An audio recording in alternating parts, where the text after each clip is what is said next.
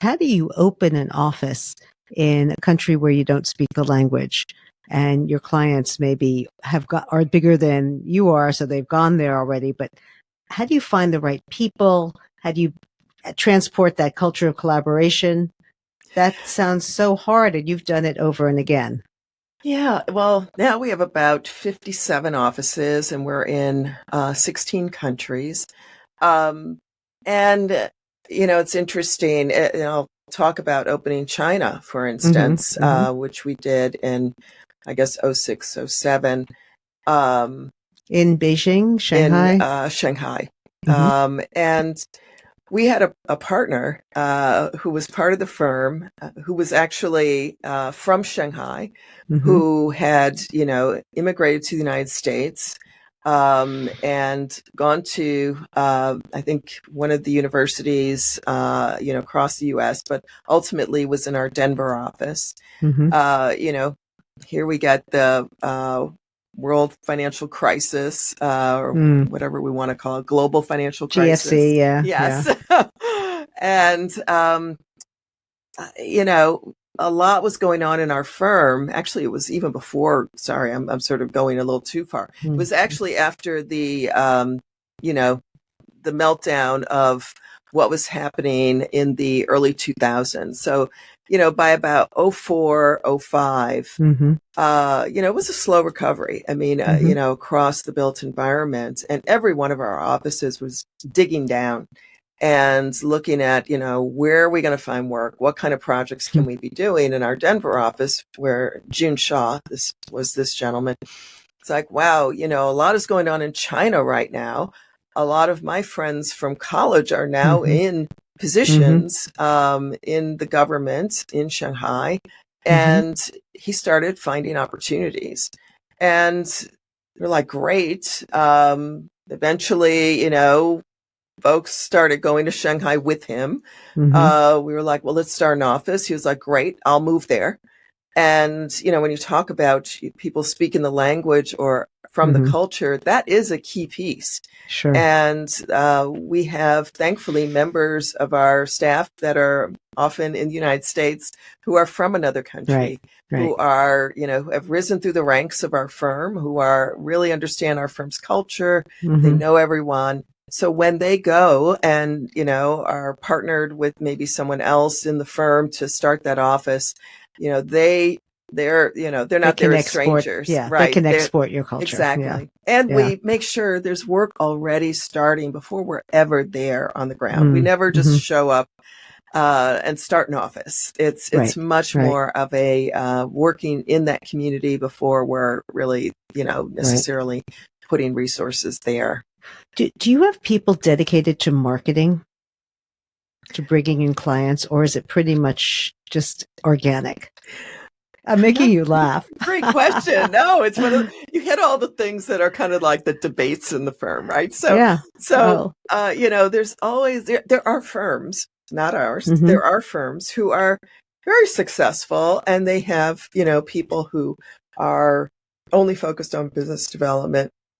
Art Gensler, our founder, really believed in the marketer doer model, and that's how all of us were trained as, being in the market, finding opportunities, being connected to the market, seen in the market, engaged with whether it's folks on the finance side or the broker side or developers, really getting to know people and being in the mix, right?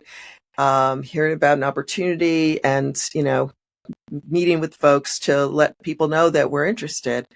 And then when it comes time to really, as you know, it's often you're competing against other firms, right? And you're showing up in that conversation. It's not like the first time you've ever seen people or all of a sudden there's going to be a handoff from a marketing person to the project team. There's just much more ownership. We also believe, and frankly, our firm has been built on long-term relationships with our clients. And, we track this, and well over 80% of our work comes from either repeat or referral business into Gensler. That makes sense. So one of the things that surprised me as I was doing a little background on Genslers. I think of you as office architects and designers.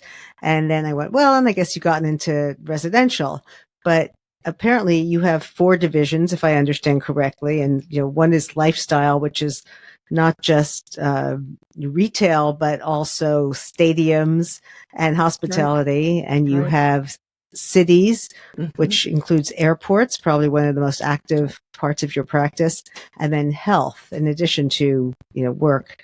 And so when I think about historically, when I've worked on projects, it seems like the architects have specialized in one thing or another. So how could you possibly do so many things well? And how do you train people? Do you cross collaborate? And have people cross and do different types of projects, or do they tend to become expert in the sector? Yeah, great, setup, because you've done your homework. So I'm so impressed, Nancy. But yeah, we look at it as sort of 4 sectors that are very like 360, right? It's work, it's lifestyle, health, and cities, and we feel like it's kind of touching all aspects of experience, and that, all of them actually kind of find their way into each other as well. I mean, we think about an airport, right? You have a lot of people sitting there doing work in an airport, and a lot of those passengers coming through are people who are there for work. And so understanding the different kinds of needs of different passengers and travelers is super important to optimizing, the traveler experience. But yeah, I mean, we, as you know, I mean, our firm kind of grew up in the work sector. That was really Art Gensler's original, starting of our firm, doing tenant work, doing headquarters, et cetera. And that's still a huge chunk of what we do as a firm. We're still the #1 interior design firm in the world. And, I think that we've held that position from the 1980s. So that has been we're not letting that go. Even though we do these other things, we're not letting that go.